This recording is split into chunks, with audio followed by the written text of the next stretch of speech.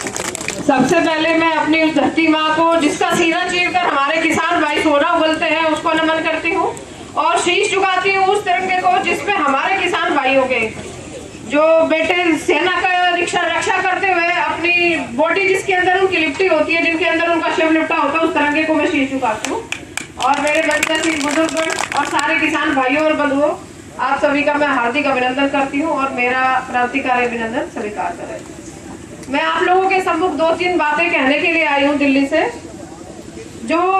हम लोग एक किसान, उस किसान की औलाद है जो अपने खून पसीने की मेहनत से धरती माँ की सेवा करते हैं और उसका सीना फाड़कर जमीन में से वो गेहूं बुलवाता है जिसको पूरा देश खाता है। वो कभी ये परवाह नहीं करता कि क्या गर्मी सर्दी किसी भी चीज की वो परवाह ना करते हुए अपनी पूरी मेहनत उसमें लगाता है, लेकिन उसको उसका कोई फल नहीं मिलता। हम उस किसान की औलाद है, सबके सब हमारे उस किसान का गुण हम लोगों के अंदर है जिनके बेटे देश की सेवा करते हैं बिना किसी भेदभाव के,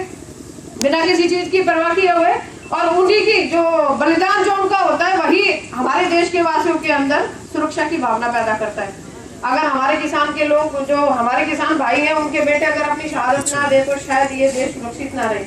लेकिन ये जो सरकार है, हरियाणा सरकार, इसको इस बात के बिल्कुल भी इल्म नहीं है कि किसान भाइयों की क्या दयनीय स्थिति है, जो किसान समाज है वो कितनी बुरी दशा से भुगत रहा है। हम लोगों को सिर्फ यहाँ एकत्र होने का एक मकसद होना चाहिए कि हम एकजुट होकर अपने किसान नेताओं के नेतृत्व में सर छोटू राम जी के सिद्धांतों को लागू करते हुए एकजुट होकर संघर्ष करें और ये सरकार को बताएं कि अगर सरकार हमारे किसानों का जो मेहनत मजदूरी है वो अगर मूल्य पूरा चुनौती के रूप में नहीं देती है, एक बोनस के रूप में नहीं देती है, तो वो फिर अगला रिजल्ट भुगतने के लिए तैयार हैं। और उनको ये एहसास हम लोग ही एकजुट होकर कराएं कि जिस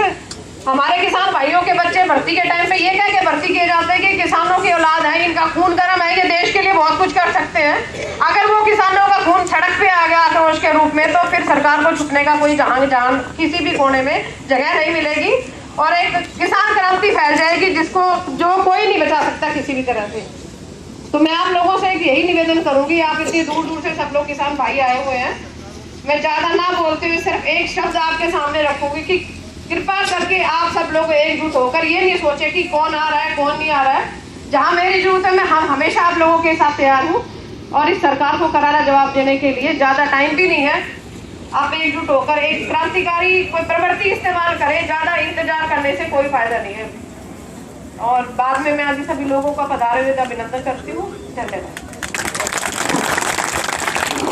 उपाध्यक्ष से प्रदेश उपाध्यक्ष